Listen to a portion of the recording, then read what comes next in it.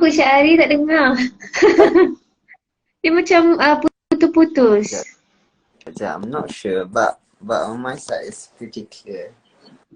Oh, okay. Yeah. You can hear me? How about yes, I can hear you clearly. How about I can hear you, everyone? tapi dia macam sometimes dia macam putus-putus sikit, macam lagging. Not sure what's happening. Okay. Yeah. Okay lah, it's fine lah. On the audience side, boleh dengar ke dengan jelas? Yeah, if you guys can hear us clearly, maybe you can respond to us to help us know. Yeah, to help us know so that we can proceed Yes.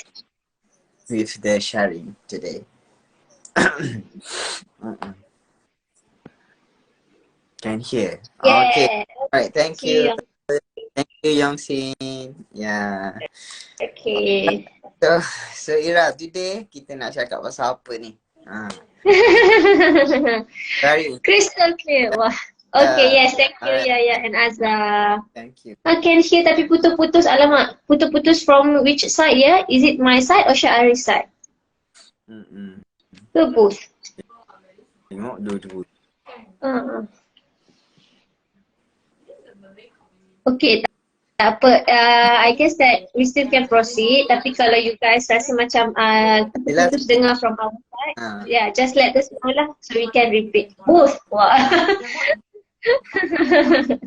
Okay, thank you Han. Okay, try our best to explain. Can hear some sound? They're like very in denial. I can solve my problem. Sorry ya. Whose sound is that? Can our moderator turn off your mic? Alright, then I guess it's okay already. Okay. Alright. Okay, Syahri. Yeah, thank you. Thank you for listening. Mendengar sharing daripada saya, Syahri, counselor berdaftar, dan Ira as my colleague clinical psychologist at our center. So that pada hari ini kita akan berkongsi lah sedikit. Apa dia? Syahri tak dengar. Tak dengar. Okay, repeat again. Okay, so hari ini kita akan berkongsi tentang toxic relationship itself. This is very interesting topic lah, dan banyak individu yang mengalami situasi-situasi begini, dan dia memberi kesan yang sangat teruk lah terhadap kehidupan individu tersebut. Jadi sebab address these issues, sebabnya ramai sebenarnya yang mengalami masalah ini. Bila ramai mengalami, so we have to address this issue so that people understand and know how to deal with these issues.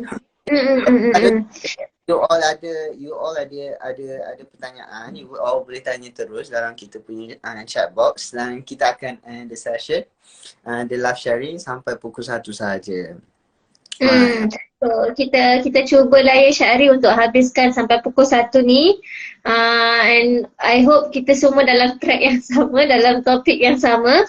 So macam Syahri cakap, hari ni kita akan bercakap tentang toxic relationship. So our live today akan menggunakan bahasa Melayu as our main language, but kita cuba untuk selit-selitkan dengan English juga. So kalau ada sebarang pertanyaan apa ke, yes, boleh. Apa dia Syahri? Kita tak tahu nak translate to Malay and then we using English words. Yeah.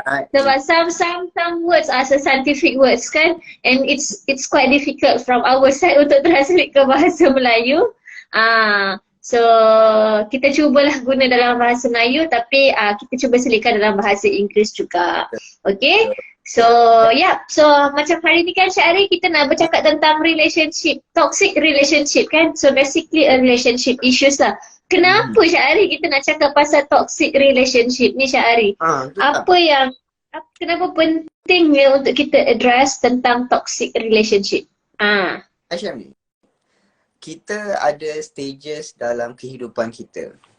kita ada stages of development. Dalam psychological development ataupun psychosocial development, kan, kita ada perkembangan. Bila kita capai satu tahap lepas remaja dan masuk young adulthood, di situlah bermulanya satu psychological needs, kita panggil sense of belongingness, nak dan nakkan seseorang. Kita akan ada, that's the nature of macam mana seorang manusia itu berkembang. So kita ada perasaan kita ni juga berkembang, di mana kita akan melalui satu development yang kita panggil psychological need, kita panggil sense of belongingness itself, ataupun kita nak rasa kita ni di apa ni, ada orang dengan kita. Kita nak rasa macam tu. That's normal. That's normal for human being. Sebabnya tu adalah psychosocial development. Itu adalah ini sebagaimana kita. Jadi, so secara tak langsung, everybody needs to hear this. So everybody needs to hear this sebab dia melibatkan perkembangan manusia itu sendiri. Dan bila someone be in the relationship and this psychological need is dah dipenuhi sikit, and then di situlah berlakunya issues. Okay, macam mana nak fit in this psychological is relationship issues. Situlah bermula. Dan patutlah kita bercakap tentang relationship issue atau toxic relationship supaya kita tidak terjebak, dan juga kalau kita terjebak kita boleh handle this issue. Okay? Betul. Syahri, I'm quite agree lah with I quite agree lah dengan you kan, bila you cakap about yes, betul, kita sebagai seorang manusia kan, kita ada, kalau all of us are familiar with this hierarchy of needs kan, kita boleh nampak yang setiap manusia ada keperluan. We don't talk about kemauan here, we talk about keperluan. Apa keperluan sebagai seorang manusia yang setiap manusia perlu ada. So biasanya kita akan start dengan physiological needs kan Syahri kan, macam keperluan kita nak kena makan, kita nak kena minum kan. Lepas tu keperluan daripada segi safety. Kita perlukan keperluan daripada segi keselamatan. Dan yang ketiga, sebelum atas sekali kita akan sampai sebagai seorang manusia yang cukup segala-galanya. Sebagai keperluan yang cukuplah sebagai seorang manusia. Which is last sekali antara self-actualization. Tapi sebelum kita sampai dekat self-actualization tu, the top one kalau bentuk piramid tu kan, dekat paling sekali adalah self-actualization. Tapi sebelum kita sampai dekat self-actualization tu, kita kena penuhi dulu keperluan yang bawah-bawah. Yang itu yang kita cakap tadi sebagai physiological needs, safety needs. Yang ketiga adalah love and belonging. Inilah yang Syahri cakap tadi, love and belonging needs. So love and belonging bukannya bermaksud kasih sayang dengan keluarga sahaja, dengan kawan-kawan. It involve intimate relationship with other people juga. So maksudnya betul. So maksudnya kalau nak kata aku ni tak ada perasaan cinta pada orang, aku ni tak ada perasaan sayang, tak ada perasaan cinta. Orang negeri Sembilan kata membongak je tu. So maksudnya as a human being, you will have you need this kind of needs. You perlu rasa untuk disayangi, you perlu rasa untuk menyayangi orang lain. Tak semestinya, macam I cakap tadi, tak semestinya pada partner different jantina sahaja, tapi boleh juga kasih sayang pada keluarga ataupun kawan-kawan. Even pada haiwan sekali kan. So this is what we talk about love and belonging. So it means that rasa sayang, rasa menyayangi seseorang tu akan ada dalam setiap diri individu tersebutlah kan. Tapi one thing that we have to know when we talk about when we talk about relationship, it's not about relationship with ourselves, it's about relationship with other people. Maksudnya dengan partner kita, dengan family kita, dengan kawan-kawan kita. And the issue of relationship tu boleh terjadi sebab kita deal dengan someone that are not us, bukan diri kita. someone yang different behavior from us, someone that are having different thoughts from us, someone that are having different emotion from us. So, bila tak ada orang kata tak ngam dekat situ, dia macam tak klik dekat situlah terjadinya relationship issues. Sebab kita punya relationship ni is not within ourselves, it's about interpersonal relationship with other people. It's intra, it's interpersonal. Sebab tu lah the issue can arise. And the issue boleh jadi lagi teruk when it goes to toxic stages. Betul.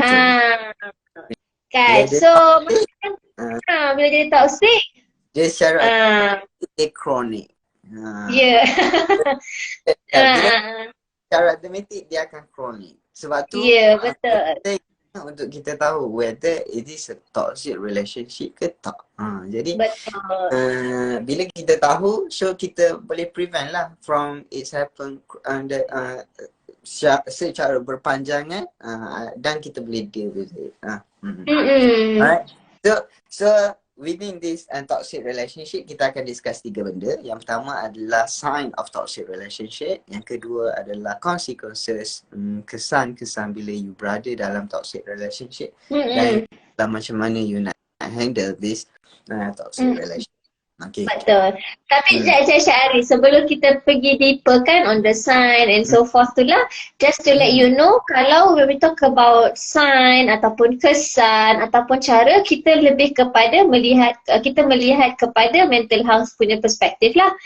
We don't go deeper on the medical medical perspektif ke, macam contoh kesan pada tubuh badan you, kita tak go deeper on that. Kita boleh bagi some insight lah, some macam gist sahaja, tapi to go deeper, that's not our field lah. So our field more on a mental health field.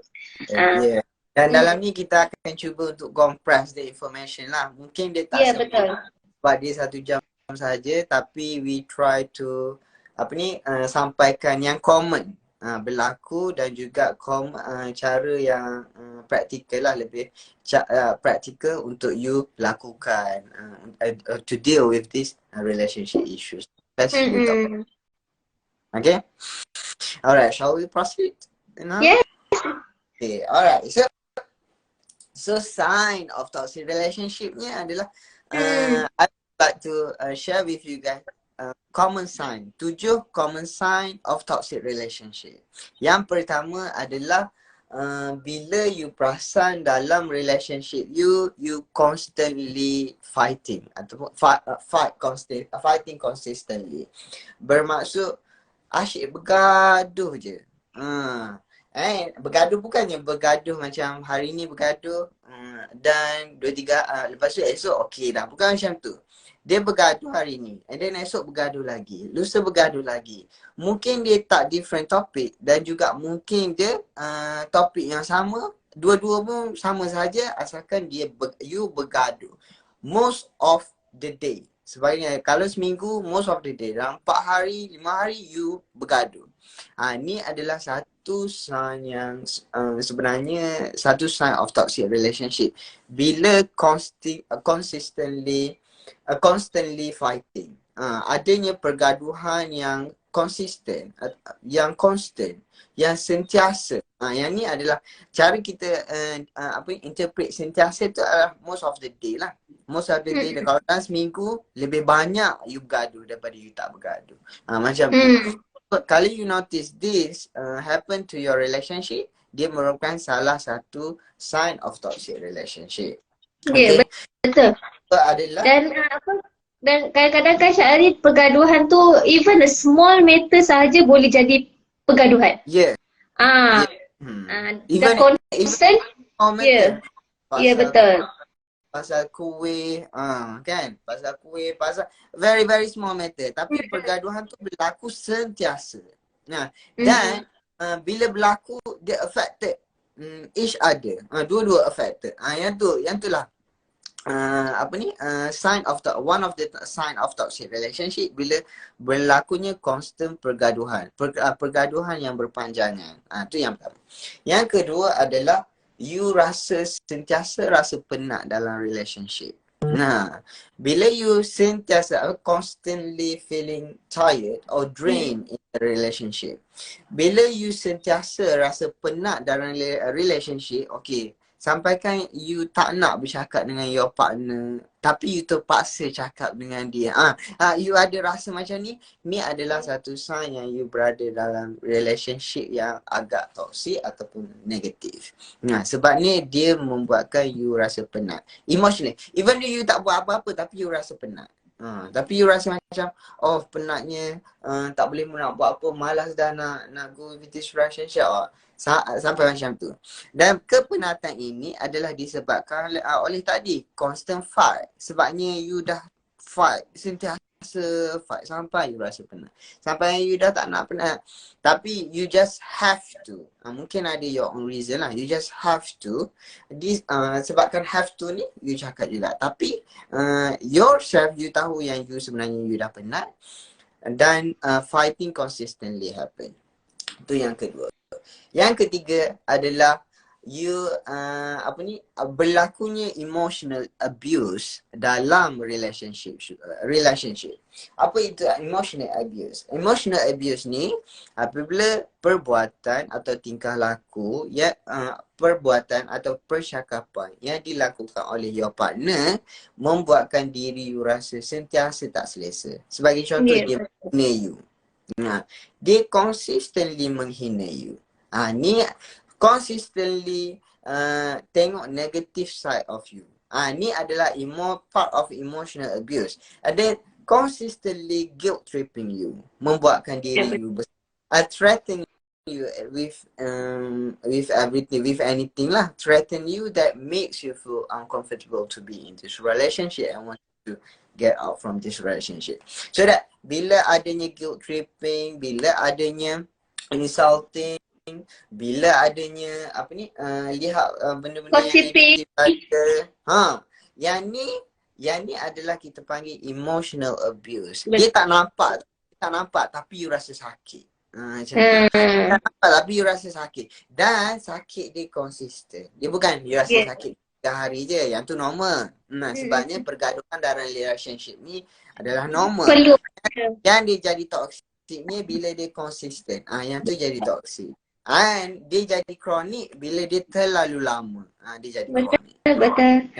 Dia tak macam physical abuse kan Syahri. Kalau macam physical abuse, you boleh nampak kesan-kesan lebam disebabkan physical abuse tu. Tapi kalau macam emotional abuse, dia meninggalkan kesan dekat dalam.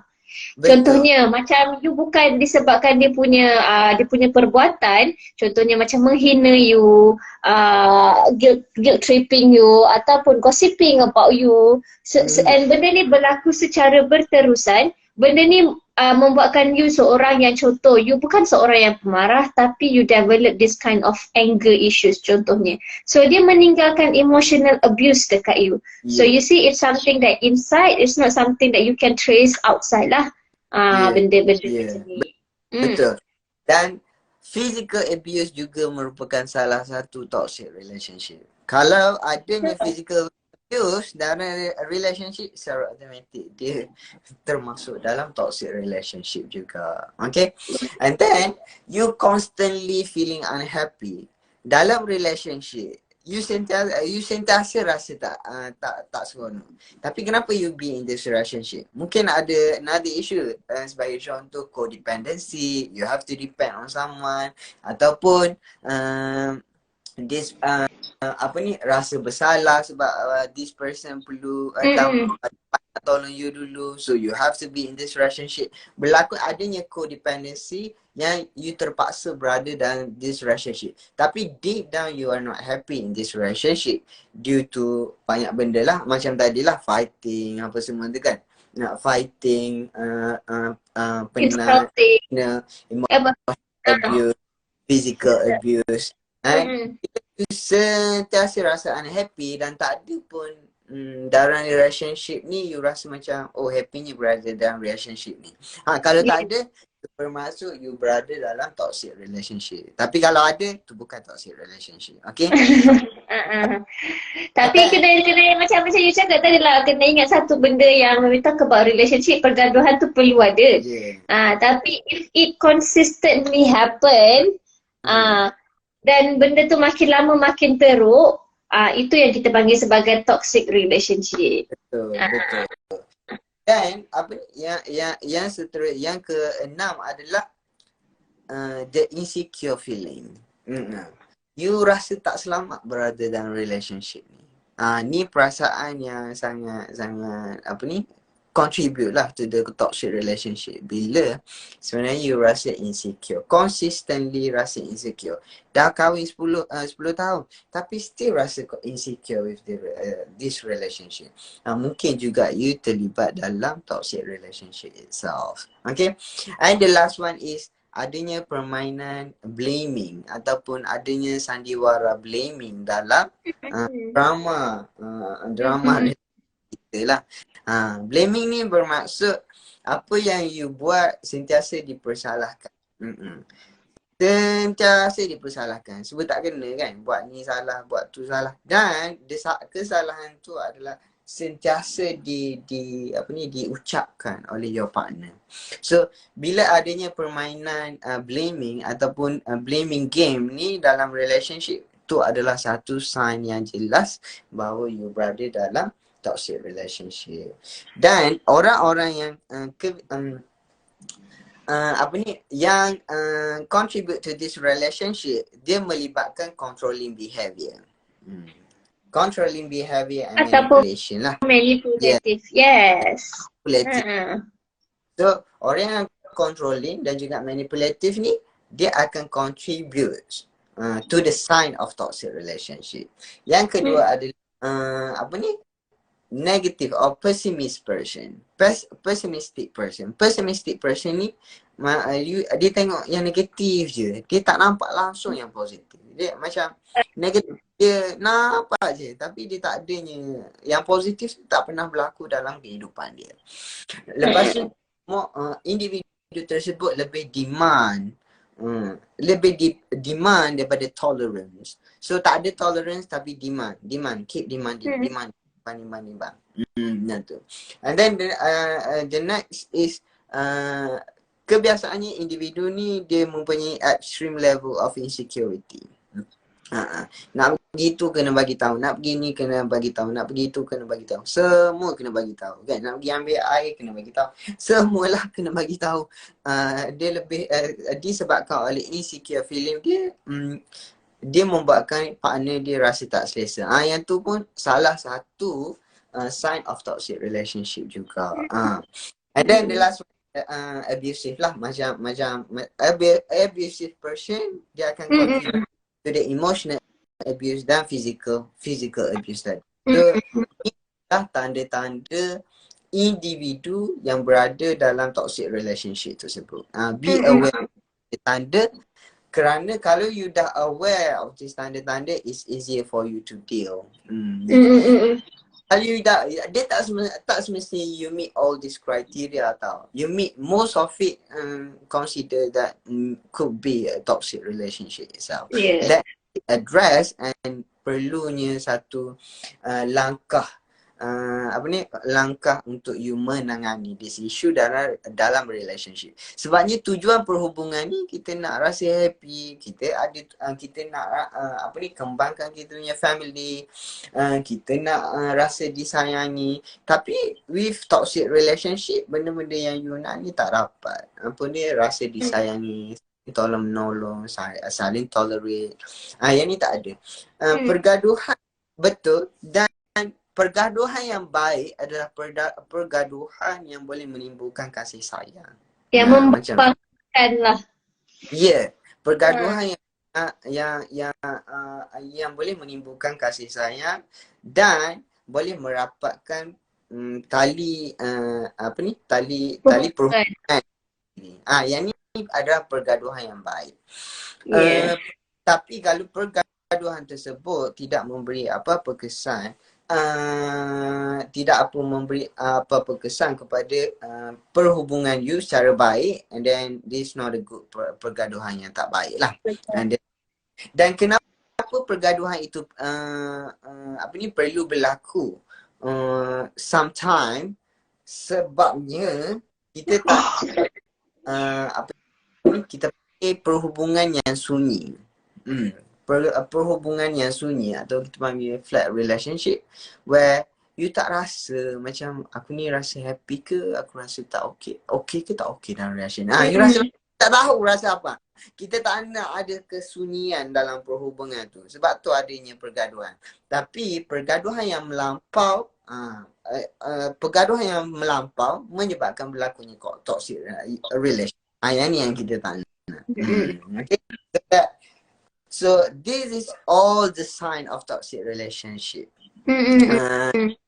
With this sign, dia akan memberi kesan yang lebih teruk lah kepada individu tersebut. Dan kesan Ira boleh explain dengan lebih lanjut. Apakah kesan bila you dah ada di, apakah kesan individu tersebut mentally terhadap dia dan juga mental dia lah. Okay, so sebelum saya go to kesan lah, saya nak Ira nak add a bit lah dekat sign tadi kan. So I guess that Syahri dah cover most of the sign lah. Cuma satu lagi yang saya mungkin nak tambah a bit adalah bila salah satu partner kita atau kedua-duanya sekali having lack of self-awareness. Macam dia tak pernah rasa dia salah pun dalam perhubungan ni. Dia tak rasa apa yang dia buat ni adalah satu perkara yang salah. So again, it's back on being manipulative atau again lah, it's back in manipulative and also controlling behavior kan. So bila dia rasa macam okay, and when we talk about dia tak pernah having lack of self awareness ni, sekarang ni kita talk about communication lah. Maksudnya dua-dua tak tahu macam mana nak communicate to each other about their problems atau about their needs. So macam salah seorang tak faham kalau dia marah macam mana ya dia punya tanda-tanda, aku tak tahu macam mana dia dalam keadaan marah. Aku ingat dia okay je, so aku take it as okay lah. Well actually your partner tengah marah tu sebenarnya kan, tapi you tak faham that the cues yang your partner is trying to bagi tahu you, the cues ni can come from different version. Dia boleh datang daripada body gestures, dia boleh datang daripada verbal kan. So I mean that we will talk about how to deal with it lah. Tapi cumanya to say about the sign here is bila both tak tahu macam mana nak communicate and tak faham about each other's punya social cues. So this could be one of the sign lah about the toxic relationship. Bila kedua-duanya tak ada self awareness. Betul. Kan? Betul. Syahri, I nampak ada soalan lah. Dia tanya daripada Star ni. Okay, Salim, I feel that it's difficult to recognize and often got so triggered. How to respond to manipulation? As I told you, starting manipulation is the sign. Okay? Yes. Is a sign. Manipulation itself is a sign. Manipulation itself is the sign. That's the first one. The second one is to deal with this manipulation. Kita akan tunggu cara mengalami, nantilah kita akan discuss. Lagi sangat sekali ni. Kita akan discuss nanti lepas kita kita discuss macam mana nak deal with this sign of toxic relationship lah. Betul. Tapi from your words here, it's actually showing a sign already kan, bila when you said to how to respond to manipulation, it means that in a relationship it involves manipulation. And it's a sign. You tahu yang tu manipulation. You tahu that's manipulation. It made me curious lah how you say that it's difficult to recognize the sign, but at the same time you mentioned that how to respond to this manipulation. So what are you saying here? You are saying that here I noticed that there is a manipulation. So manipulation is actually a sign. It is a sign. Okay. Alright. Okay. Be aware lah. Be aware of that I mentioned earlier. So ni adalah sign common lah berlaku, dan we receive quite number of clients lah basically that related to the sign of toxic relationship. Alright? Okay. Betul. Alright. So let's go to the effects, the consequences lah. the consequences of hubungan toksik yang berpanjangan ni. Okay, macam I cakap tadi kan, kita akan tengok more on a mental health punya perspektif lah, rather than health perspective. Okay, so kalau when we talk about consequences ni kan, I suka lebih kepada, I suka divide kepada 4 different categories. So the first one is emotional.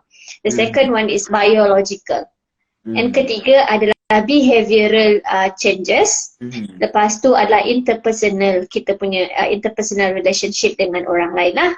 Okay, so when we talk about toxic relationship ni, kebiasaannya when it come to emotional perspective kan, so bila kita duduk dalam satu hubungan yang toksik, sangat-sangat, kita ni sangat terdedah dengan masalah depress, masalah anxiety, and can goes up to trauma. Okay?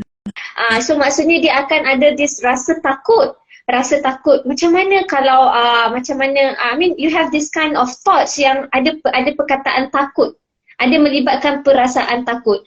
Contohnya, because of the toxic relationship, you takut untuk build another relationship, for instance, kan? You takut untuk percaya pada orang lain, ataupun dalam perhubungan tu sendiri, you takut untuk mengeluarkan pendapat you just because of contohnya you dapat partner yang selalu merendah-rendahkan you, selalu downgrade you, selalu manipulate you, selalu control you. So membuatkan you rasa you have this kind of anxiety untuk bercakap tentang your needs pun. Padahal when we talk about relationship, it's about 2 parties kan, your partner and about yourself.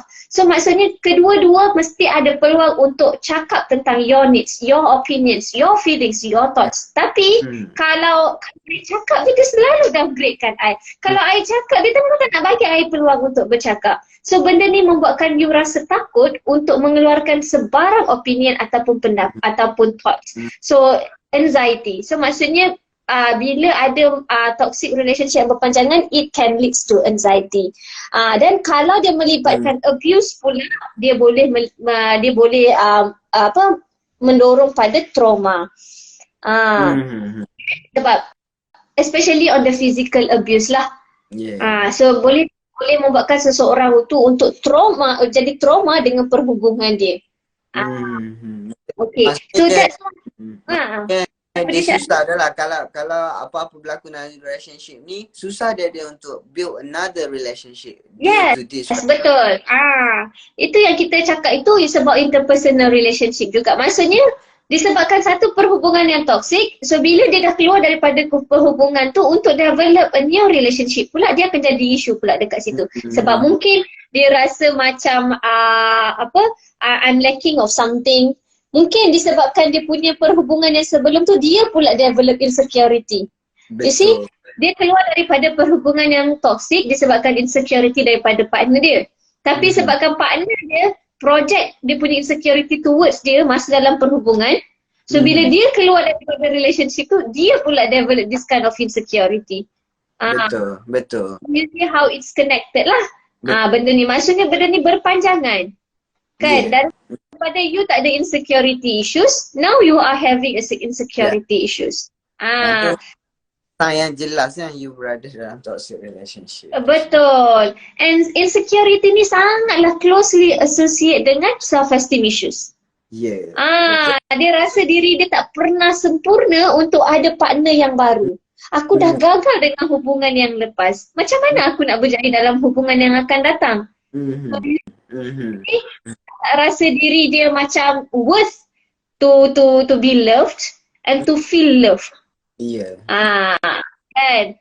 Lepas tu when we talk about kalau insecurity ni macam I cakap tadi, self-esteem issues juga. And also trust issues. Takut untuk build dengan hubungan orang lain. Macam mana kalau dia pun ada this kind of issues juga? Macam mana kalau aku tak dapat nak provide the best macam mana aku provide dengan hubungan yang sebelum ni? This kind of thoughts yang melambangkan self-esteem issues, yang melambangkan trust issues toward other people. So benda ni adalah things yang was affected, consequences yang akan terjadi bila you are having a toxic relationship yang berpanjangan. Betul.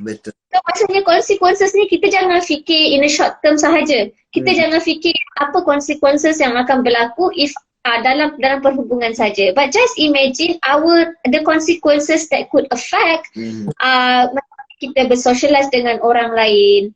Kan? Yeah. Macam mana let's say lah kalau jodoh tu tak berpanjangan dan you meet another people, macam mana pula hubungan you dengan orang lain, tendency you, capability you untuk build another relationship with other people. While at the same time yourself as a human being, you perlukan this keperluan untuk love and belonging. Tapi disebabkan you punya self esteem dah affected because of your previous toxic relationship, you hilang that kind of, you susah untuk dapatkan that kind of the third level of needs. Lepas tu apa dia Syahri? Betul. Maksudnya self esteem kita dah terganggu. Kita dah tak melihat bahawa diri kita ni satu benda yang special dah. Betul. Dah special sebab ni dah macam saya terangkan tadi. Apa ni? Orang yang berada dalam toxic relationship, dia akan sentiasa bahawa aku ni tak betul ke buat ni, aku ni salah ke, ni salah ke buat macam ni, kenapa dia komplain tu, sentiasa bermain dengan perkara-perkara yang negatif terhadap diri sendiri. So that membuatkan individu tersebut, membuatkan diri dia tak bernilai dan tidak dapat memberi pandangan dalam relationship. So inilah sebenarnya yang membuatkan it's difficult for you to have another relationship kalau relationship ni tak jadilah, tak menjadi, and then that affect you punya total self esteem. So bila affect your self esteem secara automatic, is very difficult lah for you untuk naikkan balik. Sebab itulah it's very very important for you to be aware of the sign of toxic relationship. Betul. Dia boleh kawal. Betul. And when we talk about the relationship itself kan, so macam tadi apa akan jadi in the long term. Tapi kalau in a short term sendiri, kalau you stay in a toxic relationship yang berpanjangan, apa akan jadi? Dia akan mengganggu you punya kitaran tidur juga. Just imagine setiap kali nak tidur, setiap kali tu you fikir tentang you punya masalah dalam relationship ni. So kurang selera makan, susah nak tidur. These are the sign of depression pula. These are the signs of the depression pula. Kalau you rasa macam, betul ke aku ni partner yang tak berguna? You know, aku tak boleh nak membantu apa-apa ke untuk hubungan aku ni? So these are the signs. Kenapa Syahri macam senyum-senyum ada maksud je tu? Maksudnya bila this thing happen, dia akan memberi kesan banyak. Kesan dia tu lebih banyak lagi kepada depression. Betul. And for your information, depression boleh berlaku disebabkan oleh relationship triggers. Sebagai contoh, individu yang berada dalam sebuah relationship selama 10 tahun. And then for the past 10 years, she's being abused or he's being abused emotionally, physically, and all the sign of toxic relationship, and that's actually the triggers of the depression itself. So yang ni lah yang sebenarnya kesan yang kita tak nak lah you berada dalam toxic relationship tu. Betul Syahri. Most of our client, if we go deeper, datang dengan depression issues kan. Tapi if we go deeper, you are having a relationship issue actually. And relationship, mungkin ada banyak benda lah yang trigger dia punya depression. Tapi one of it adalah depression. And one of it adalah relationship issues. So sebab relationship, like I said lah daripada awal tadi, relationship is about our relationship, our connection dengan orang lain yang bukan diri kita. So melibatkan someone yang having different thoughts lah, different behavior ni, untuk kita klikkan dengan diri kita, dia ambil masa yang sangat panjang.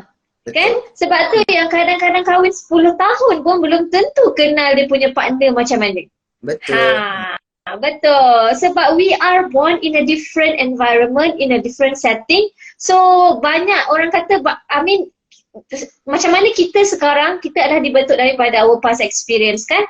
So bila kita build satu perhubungan, itu adalah diri kita.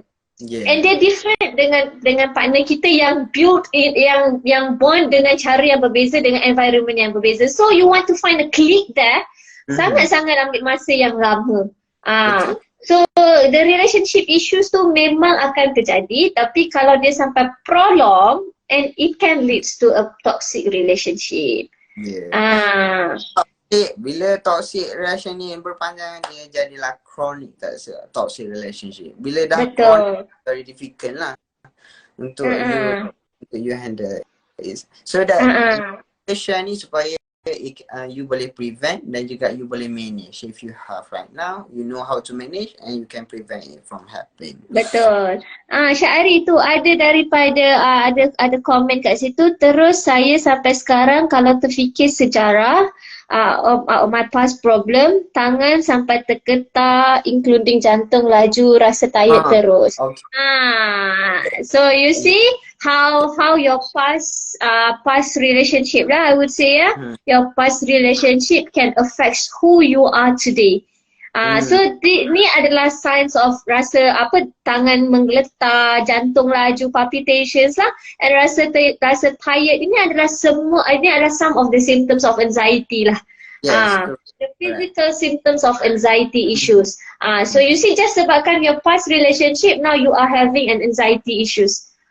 Itu kita belum minta you rate agak-agak berapa laju you punya jantung tu.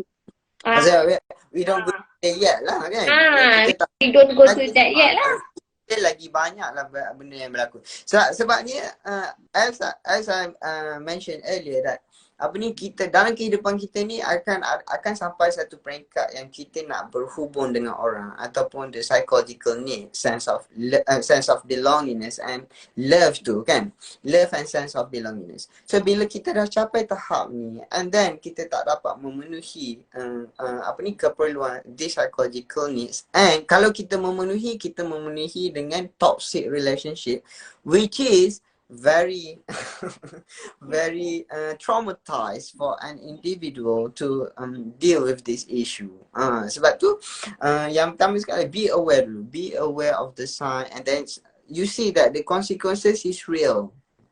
Dia bukan main-main. Consequences of toxic relationship ni bukan main-main, it's real, dan banyak orang mengalami depression and anxiety due to this toxic relationship. Alright? Betul. Dan Syahri, this not about emotional. Kalau biological pula kita touch a bit lah, tapi we go just the basic sahajalah sebab we are not the medical practitioner kan. So macam kalau biological tu mungkin lah you develop this macam darah tinggi ke, heart disease ke, migraine ke. So these are according to research lah, some kind of possible medical health issues yang boleh terjadi if you continuously live in a toxic relationship. Lepas tu kalau daripada segi behavioral changes kan, I mean we can see also the behavior changes yang kita jadi pada diri kita. Contohnya some of us mungkin akan terdedah dengan substance abuse. Ada client juga yang datang kata dia involved in this kind of toxic relationship, dan dia take alcohol is not because of he wants to consume and he likes to consume alcohol, tapi he takes alcohol, dia consume alcohol tu sebab as a coping mechanism untuk toxic relationship yang dia ada. Dia rasa macam this is my way untuk release my stress from the toxic relationship. So ada dua question tu sebelum kita proceed with menanganinya. Ada tak? Yang pertama from AB, is it possible at all to recover from the symptoms? Yes, boleh. Untuk kita boleh issues, kita boleh menangani the issues. Cuma nanti kita akan terangkan. Okay? That's why you gonna touch about the coping lah. Sebab it can help to reduce the symptom lah. Symptoms, yeah.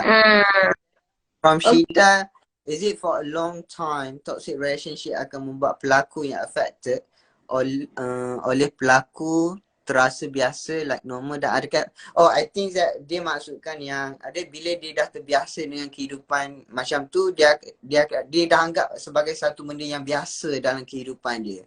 Is it? I Is think it what you mean, Fida?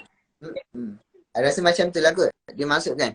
So that kalau you rasa macam you dah biasa dengan this, okay. The thing is, are you constantly feeling unhappy in this relationship? And then you rasa unhappy is normal. Do you think it's normal? And do you think it's okay?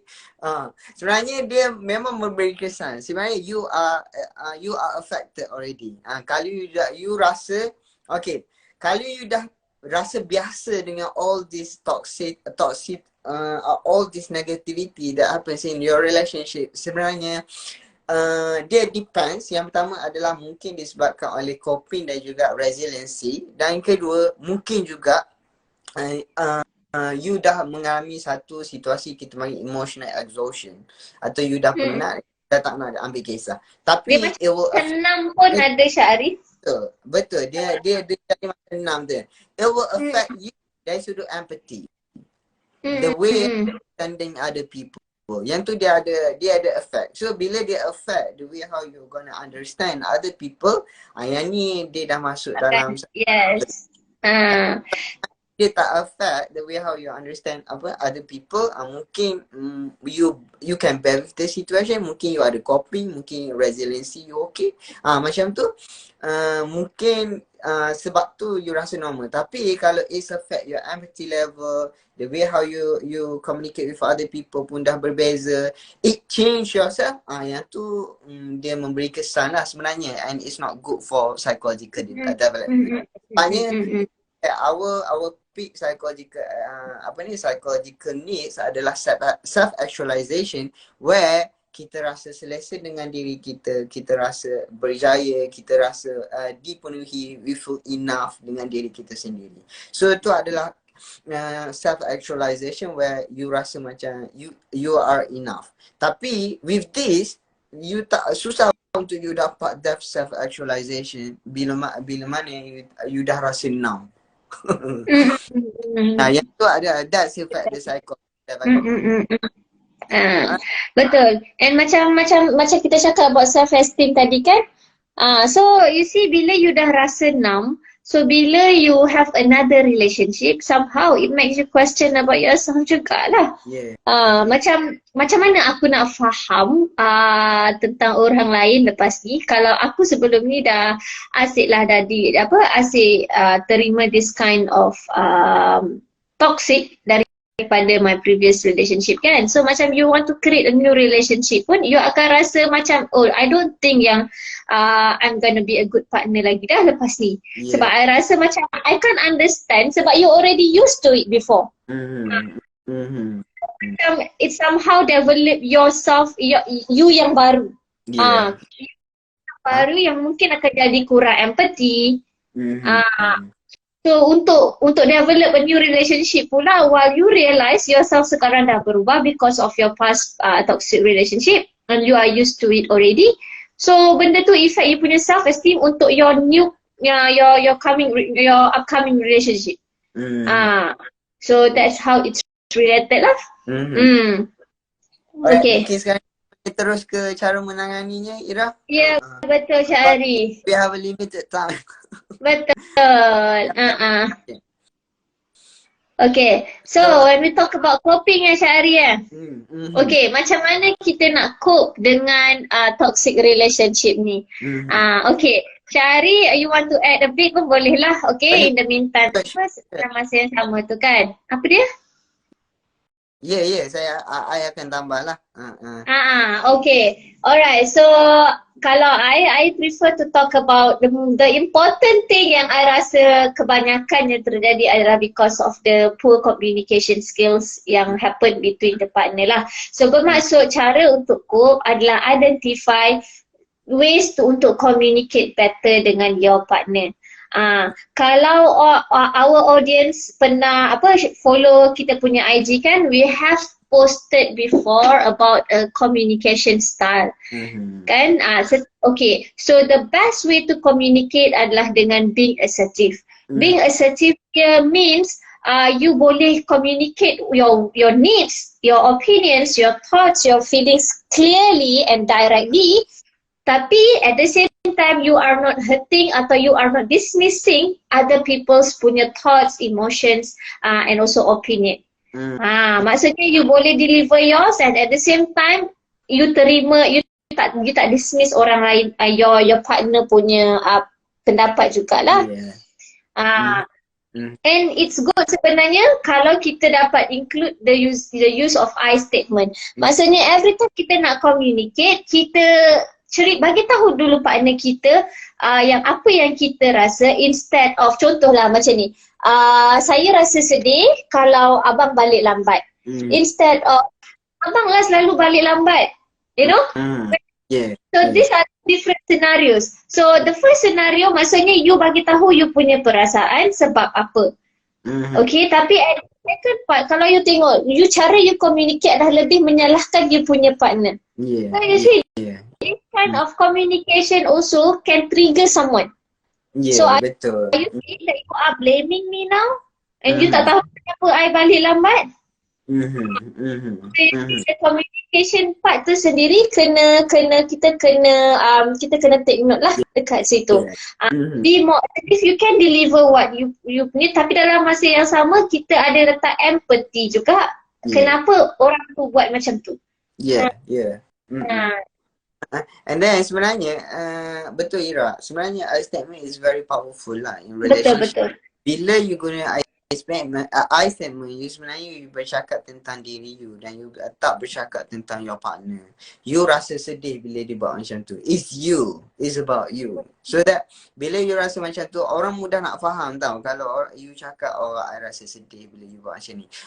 Orang senang nak faham bila you bagi tahu emosi ni. Sebabnya orang tahu macam mana rasanya sedih tu. Tapi kalau you bagi tahu based on your thoughts or your logic, orang person have a different logic, you know. Kenapa you balik lambat? You ni selalu balik lambat. You tak sepatutnya balik lambat. Maksudnya you use the logic ataupun to communicate. Bila you ada your own logic, your partner pun ada your own logic. So that dia akan jadi tak align lah sentiasa. You ada your own solution, dia pun ada dia punya solution. So tak akan align dalam communication. Bila tak align, berlakulah blaming. Dia akan jadi prolong and then you rasa happy. It's affect a lot of things. So through this effective communication, dia akan membantu diri you untuk handle this toxic relationship dengan lebih baik. Itu yang pertama. And then okay. Untuk yang seterusnya, yang boleh tak I add a bit on communication before you go to next topic. Okay, so we talk about communication juga. Ada yang jenis dalam communication ni dia rasa macam it's okay lah, aku letak tepi dulu apa yang aku rasa. It means that you suppress your emotions, tapi you biarkan your partner untuk bagi you macam-macam pump dekat you, tapi at the same time you suppress you punya. Maksudnya you tak pernah nak cerita, you tak pernah nak communicate apa yang you rasa, apa yang you fikir, apa you punya pendapat. You prefer untuk suppress it. This is what we call as passive communication. You rasa you tak pernah ada hak pun untuk keluarkan you punya pendapat. Well, actually like I said, communication, relationship is about two parties. So maksudnya both mesti ada peluang untuk bercakap, tapi bercakap dengan cara lebih efektif lah. Ini tak seorang more on aggressive, which is bagi cakap lah semua benda. Sebab dia rasa macam okay, I je yang ada peluang untuk bercakap kat sini. Yang seorang lagi pula passive, rasa macam okay lah, aku diam sampai satu masa you burst. You tak boleh nak sabar. Kenapa dah tak boleh nak sabar? Kenapa daripada awal you tak nak communicate to your partner about this thing? Emotional pula kita. Cakap benda-benda macam ni kan. Macam bermaksud expression is needed. Expression is needed. Tapi the way how you express kena guna I statement, which is you talk about that instead of you macam tu. So that bila everybody talk about themselves, I feel this when you do this, and then I feel that when you feel that, so that you can communicate lebih baik. Sebenarnya I tak tahu you rasa macam ni bila I buat macam tu. So that orang senang untuk faham tu. Lebih senang when you And satu lagi yang I perasankan Syahri, satu lagi barrier yang menghalang seseorang untuk communicate effectively dalam perhubungan ni kan, bila dia rasa macam, oh aku ni isteri, aku ni tak boleh nak cakap banyak dengan suami aku. You know, sebab kan dalam perhubungan suami isteri, suami punya position tu kan biasanya a bit high lah, dia ketua keluarga kan. So bila jadi macam jadi isteri ni, dia rasa macam takutlah nak cakap lebih-lebih, takut menyakiti hati suami, takut nanti jadi isteri dahaka, macam tu pula. So you see, it means bila you ada this kind of thoughts atau perceptions, so membuatkan untuk you communicate your thoughts ataupun your emotions jadi terhalang disebabkan this kind of thoughts atau perceptions yang you ada towards your husband. Well, like I said, tang mana bila kita communicate itu menunjukkan kita ni adalah isteri dahaka. Dah macam ceramah agama dah Syahri. Kalau communicate is not going to make you dahaka kalau you communicate. Betul. Tapi kalau hina, menjatuhkan maruah, mungkin ada yang kita using I statement ni, you tak ada haka tau. You bagi tahu untuk make it better. To make it better. So it means that when we communicate, it's not only about using I statement. Make sure whatever that you communicate tu adalah it's about a problem, not a person. Maksudnya you communicate tentang masalah yang both of you tengah hadapi sekarang. It's not about abang lah macam ni, perangai abang macam ni. Lepas tu kan daripada abang, bawa lah ke keluarga dia, bawa lah ke adik-beradik dia. You see, this kind of communications, itulah yang menjadikan sesuatu hubungan tu daripada gaduh kecil boleh jadi gaduh besar. Betul. Yang tu lah. So that identify the effective communication, and then cuba as much as you can guna I statement dalam you bercakap tu sendiri. And addressing the problem, not a person. Yes, addressing the problem, not a person. Not a person lah. Bila you deal with this toxic relationship ni, you jangan blame that person, tapi you address more on the problem itself. Apa yang berlaku? Oh, ni berlaku sebab you lah. You kan macam ni. You kan macam ni. Yang you dah blame dia lah. Bila you dah blame, dia trigger you balik. And then blaming sampai ke sudah. Sebab tu dah jadi prolong. Bila dah prolong, bila dah prolong, jadilah pula tendensi untuk dinamakan this relationship as a toxic relationship pula dah. And dalam communicate kan Syahri, sebelum kita communicate, it's good juga if we have this kind of reflective listening skills. So maksudnya bila sebelum kita communicate, dengar dulu apa yang partner kita nak cakap. Sebab I have this client tau, yang datang for couple therapy, you know, dua-dua nak bercakap. So sekarang ni siapa yang nak mendengar? Am I here to listen to you only? I mean both of you kena mendengar sesama sendiri juga, sebab masing-masing ada opinion. Tapi kalau masing-masing nak bagi opinion dalam masa yang sama, siapa nak mendengar? Jadi kalau tak mendengar, macam mana masalah nak selesai? So it means that you need to have a reflective listening. Kalau suami tengah cakap atau lelaki yang tengah bercakap, perempuan mendengar dulu. You setuju atau you tak setuju, any assumptions that you had toward your partner during the communication, put that aside first ataupun hold on first. Mendengar dulu, dan kalau boleh repeat balik apa yang dia cakap, tapi using your own words. Tunjuk yang you faham apa yang dia cakap. So this is what it means by reflective listening. Okay, tu yang pertama. Betul. Yang kedua, you kena kenal pasti sama ada relationship ni ada codependency atau tak. Ada. Betul. Okay. Sebabnya kalau you ada codependency dalam relationship ni, yang tu kena bincang banyak benda sebab dia melibatkan codependency. Tapi kalau you tak ada codependency, you boleh terus gunakan effective communication. Lepas tu kalau you kalau you tak ada codependency, you boleh juga set boundaries. Apakah boundaries yang you nak set dalam relationship tu yang mungkin boleh protect diri you. The boundaries is to protect yourself. Whatever boundaries lah you nak macam ni, you boleh buat dalam relationship tu. Bagi tahu your partner this is your limit or something like that. supaya adanya boundaries dalam relationship tu. Tapi ini melibatkan kalau you tak ada codependency. Kalau you ada codependency, banyak kita kena discuss dulu codependency, baru boleh apply untuk boundaries etc. lah. Macam tu. So that set boundaries is very important sebabnya dia akan protect diri you daripada terkesan daripada toxic relationship tu sendiri. Betul. So bermaksudnya bila kita ada relationship bukan bermaksud yang everything must be done together. Maksudnya you tak ada your own boundaries sebagai seorang individu. So have set your own boundaries, knowing your limitations sampai mana you boleh go in everything lah dalam relationship is a good practice jugalah. Yeah. Alright. Lepas tu, kalau you dah cuba bincang and then cuba tolerate dengan your partner, cuba apply communication, effective communication by using I statement.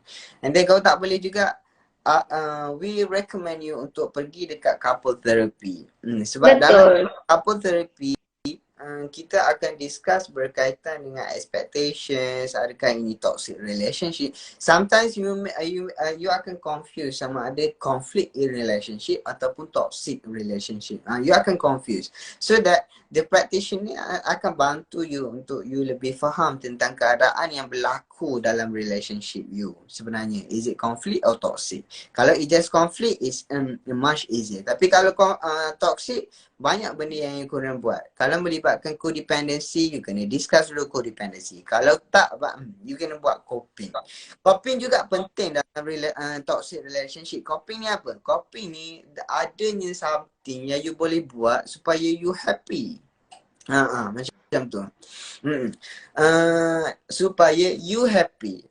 Supaya you rasa tenang. Supaya rasa in peace dalam relationship. Perlunya coping. Sebagai contoh, you ada codependency. Sebagai you dah berkahwin dengan dia selama 10 tahun. Dah ada anak. You nak break up tak boleh. Ataupun ada benda-benda financial dependency or something like codependency lah. So you tak boleh nak keluar daripada relationship. So that perlunya coping kalau you ada codependency, coping adalah satu benda yang wajib untuk you ada. Coping ni bermaksud you kena ada something, activity ataupun exercise yang you perlu buat supaya you rasa tenang. Bila you buat tu you rasa tenang, you rasa selesa, you rasa lebih happy. Perlunya masa tu. Sebabnya you dah berada dalam toxic relationship that is very difficult for you to keluar. So salah satu cara adalah hanya fokus pada diri you sendiri. Untuk fokus kepada diri you sendiri dan someone important to you lah. So, sebagai contoh kalau anak-anak untuk fokus benda ni you kena stable dulu emosi. You nak stable emosi, perlunya coping dan emotional reaction. Atau any activities, cuba cari aktiviti bila you buat tu you rasa lebih okay dan you rasa lebih tenang dan selesa. And then consistent practice this coping supaya diri you tak down sangat dan you still can your emotion lebih stable berada dalam this toxic relationship.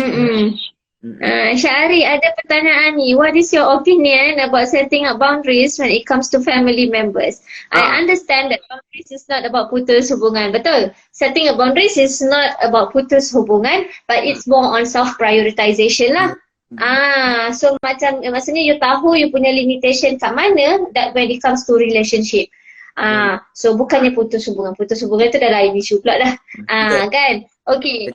So Syahri, wow, when it comes to family members, yes, I know it's very difficult when it comes to family members.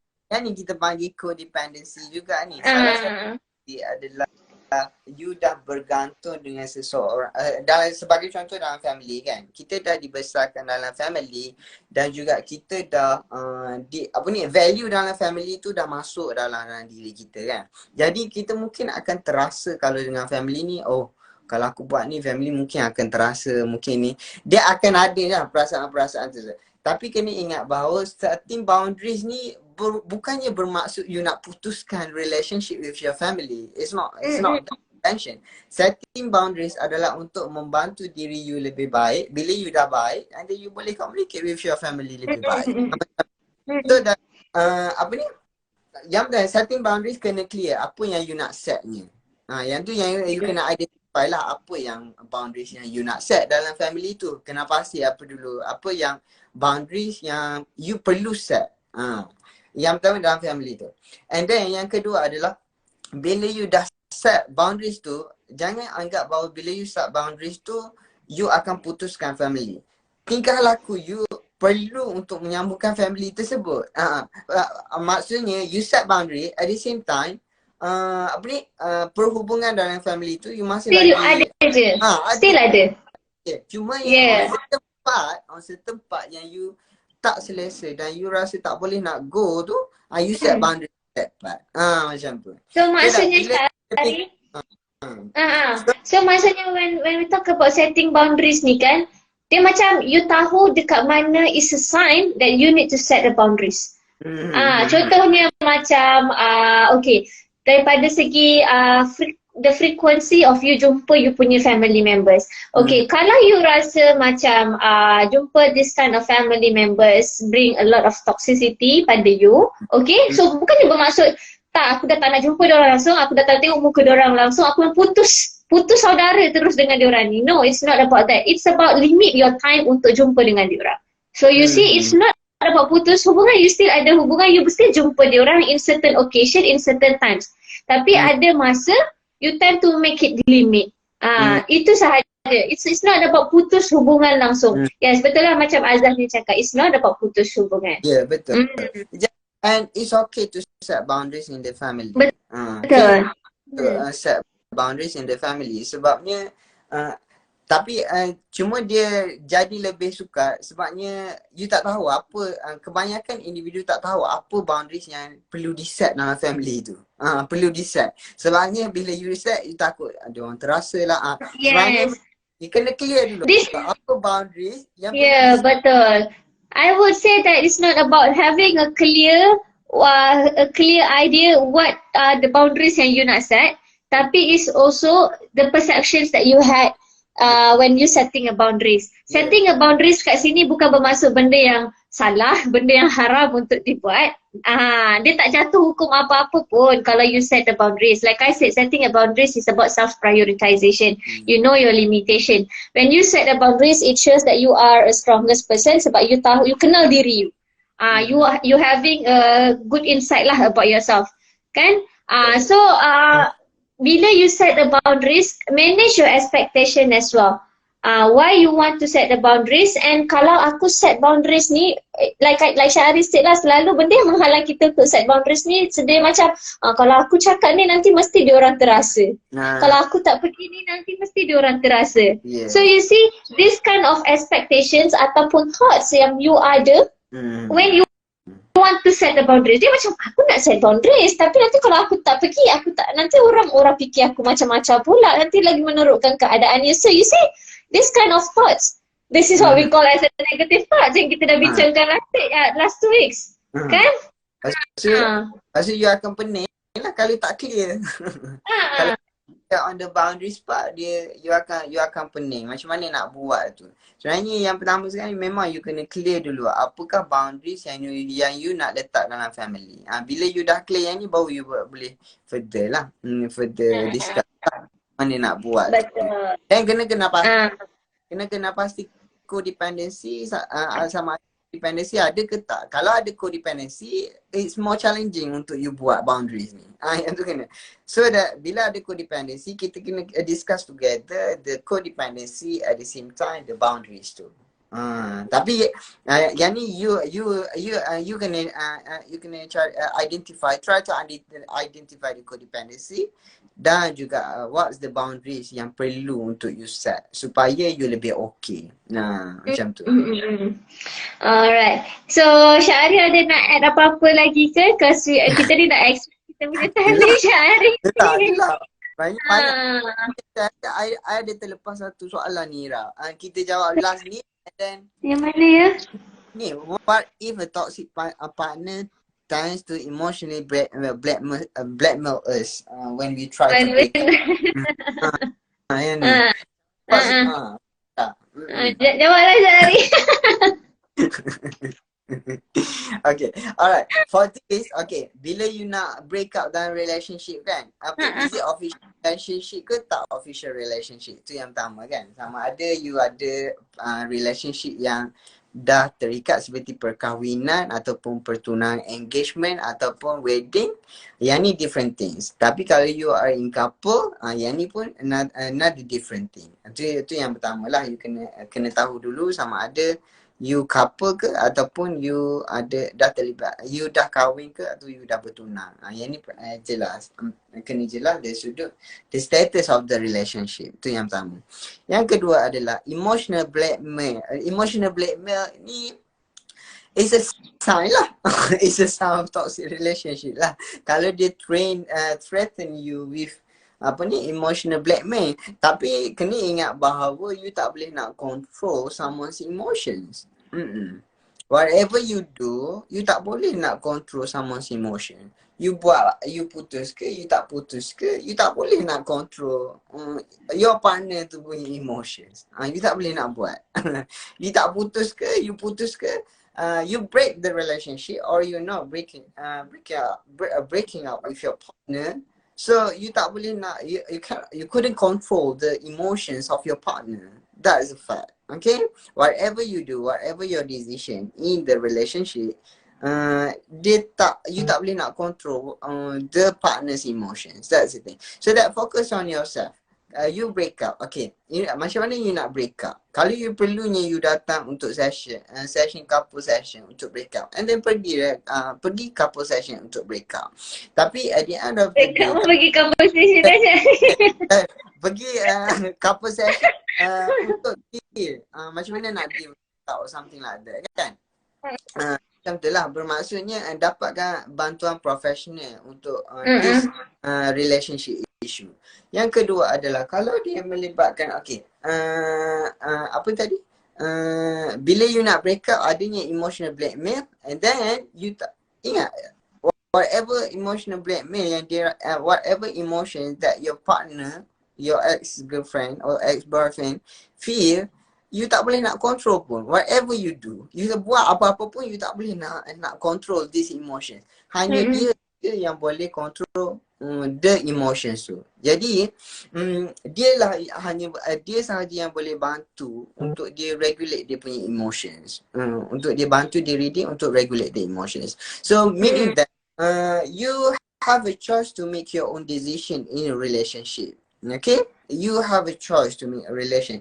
Tapi your choice tu setelah you buat timbang tara lah, the cost benefit analysis, you dah pertimbangkan how to go. Bila you dah pertimbangkan that relationship ni, aku perlu break up dalam relationship ni, and then you dah buat apa yang pro, apa yang cons, apa semua tu dah memang dah solid dah. Yeah, I have to break up because it brings a lot of consequences to myself or to my development. Banyak benda yang memberi kesan jauh lebih daripada you stay in the relationship, and then you have a choice to make your own decision.